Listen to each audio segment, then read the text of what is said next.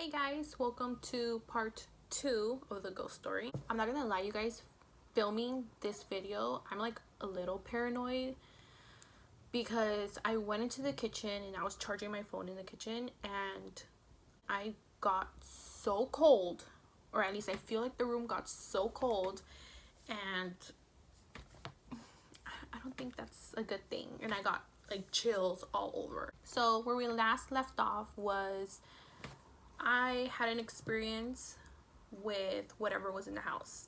And at this point, this is where this spirit really just went at it with my mom. Like he or she, I'm gonna call it a he, and you'll know why in a little bit. So once my parents got in a better space in their relationship, my mom moved back into the bedroom, and my mom, unfortunately, she got really sick all of a sudden, and we didn't know what was wrong. Like, we really didn't know what was happening. So because she was sick, she would get tired really often, and she would go and she'll take naps. So this thing began to basically give my mom sleep paralysis. If you don't know what sleep paralysis is, basically it's you're asleep and you feel like you can't move, you can't talk, you feel like something's on top of you sometimes, and that's what was happening to her. This started happening like so often, like almost every single time that she fell asleep, and she was sleeping in the room when all of this happened. When she was sleeping in the living room, none of this happened. And remember, when she was sleeping in the living room, my dad was sleeping in the room, and that's when my dad would get his scratches and bruises and all of that. So my mom started with sleep paralysis. She got scratches, she got bruises. They started off small, and eventually my mom would have her arms covered in bruises. She had bruises on her back.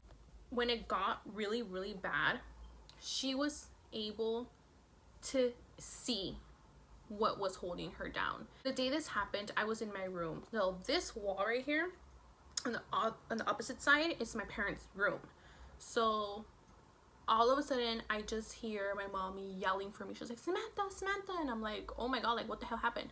I run into her room and she's like on the bed like this, but she's like on the floor, so she's kind of like leaning on the bed. And I'm like, what the hell happened? Did you fall down or what? She's like, I couldn't get up. And I'm like, what are you talking about? Like, you fell? And she goes, no. She's like, did you see it? And I'm like, what are you talking about? Like, I just see you on the floor. She's like, I went out the window. And I turn and I look to the window, and there's nothing. This is daylight. This is like maybe like 2-3 p.m. And I'm like, I don't see anything. She's like, it flew out the window. And I'm like, what? When she was able to like gather herself, she told me that she was taking a nap, but like a black figure of, she calls it, it looked like a man. He had like male features, was holding her down by the arms and was like laughing at her because she couldn't get up, and almost like, I don't know if the word's like taunting her, but like trying to like to her like, oh come on, try to get up, and she couldn't. And this thing was laughing at her, and she couldn't really breathe, she couldn't talk. So I don't know what made her snap from it, but when she did, that thing, she said it just came off of her and it stood like in front of her bed, so the foot of her bed. And when she called me, when she was able to like roll off the bed and she called me, that's when she said she saw it fly out the window. So when I asked her, okay, well how did this happen? She goes, he just got off me, he stood there and he waited, and but like with a smirk on his face, and then he just left out the window like in a black smoke. That's when I was like, screw this, like this is for real, like paranormal, haunting, devil stuff. I watch Supernatural. I'm like a huge fan of Supernatural, and so I thought, well, I saw it from the show. I got salt and I put it like on the frame of the window, and I asked her, I was like, what did you have in the window? Was it just the window? She goes, no, I had this like this mirror, like this little vanity mirror. And I told her, okay, where is it?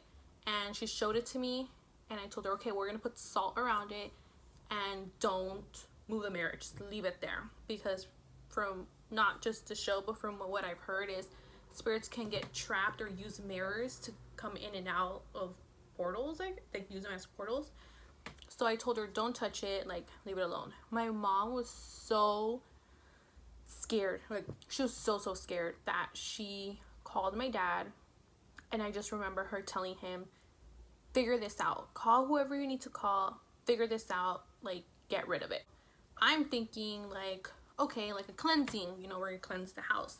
That's used a lot in like Hispanic heritage, is you get a priest to cleanse your house before you move into it. So we never did that. And so I thought that's what was gonna happen. No. So I thought, okay, we're gonna get a priest to come over and cleanse the house. Cool. And one day my mom's like, okay, well, can you run this errand with me? And I'm like, sure. So we end up going to a pet shop. And my first thought was, I really don't want another dog. Like, we have way too many. So we're inside, and my mom goes straight to the register. And I guess she, at this point, asked for someone specifically. And the guy walks out, and he's like, okay, come with me. And I'm over here like, oh, like looking at the freaking birds and all these animals, not thinking like you're about to see some stuff that you're gonna be like, what the hell? So we walk to, I'm assuming it's the side, I don't know, but you can't see this when you're like going into the parking lot of the pet shop. So I really don't even know where this spot is. And all I remember seeing was super huge cages, and they're filled with white doves, black roosters, snakes, all these like animals that you're kind of like, why are they back here? Like, what is all of this? I just remember the guy saying, okay, well, you're gonna need, you know, the dove, and you're gonna need the rooster. And he started explaining to my mom how important it was to immediately kill the dove after. And I'm like, okay, I'm like lost, like what is happening? My mom gets them, and we drive to my dad's job and give them to my dad. I remember my mom's like, oh, like we need to like leave the house, like we can't be in the house. And I'm like, okay, like why do we have to like not be there? And she's like, oh, it's because someone's gonna go and they're gonna cleanse the house. And I'm like,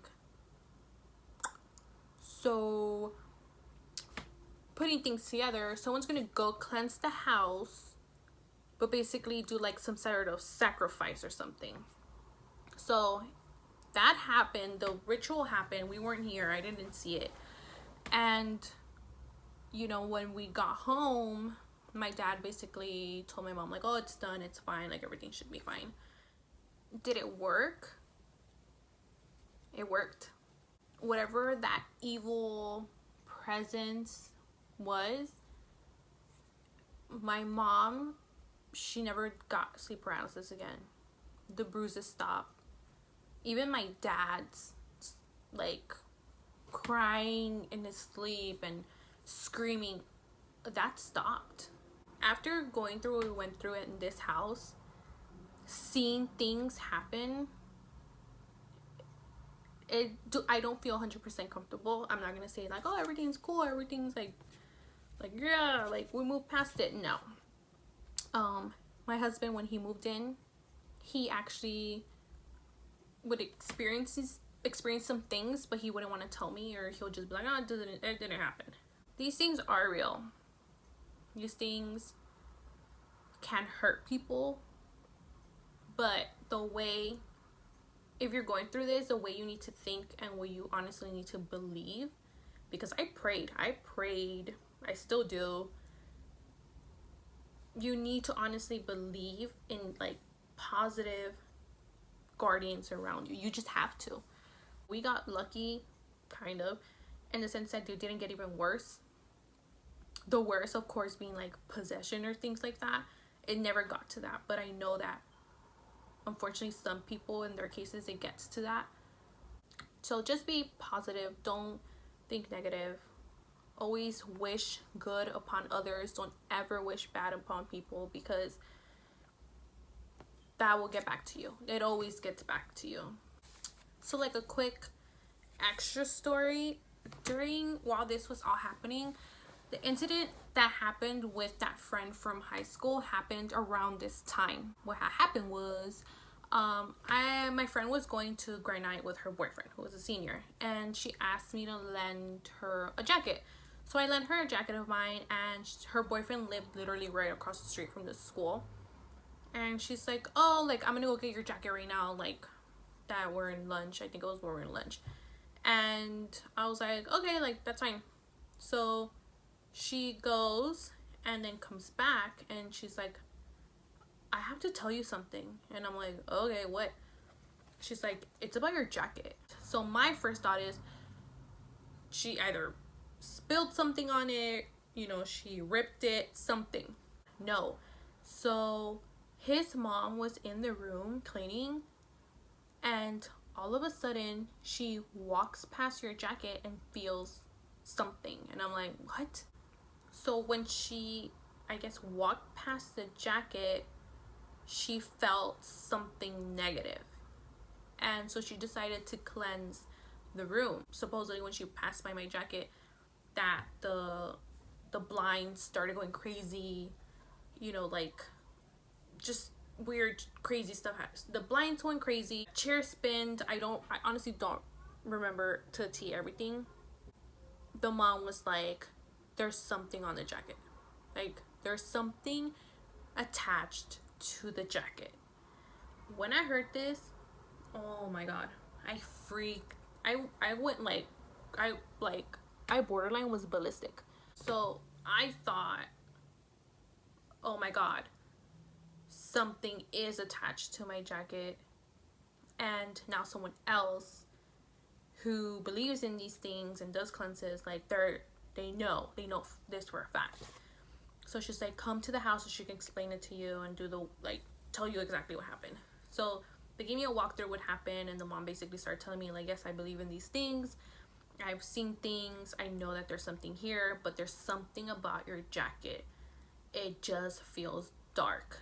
It feels like something is attached to it. I don't know if it's attached to you or attached to it, but there's definitely something there. And I was like, oh my god. And with what was going on at the house, I really did think, like, okay, well, it's happening in my house.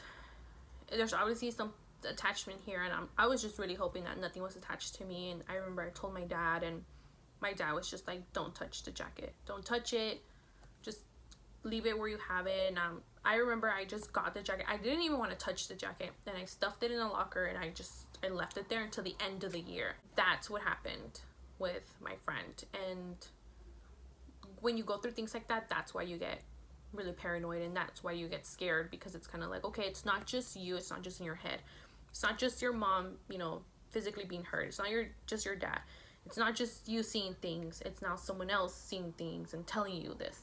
When you see movies, you think like, oh my god, like that's so crazy, but when you live it, it's different. It mentally takes a toll on you, and it's draining.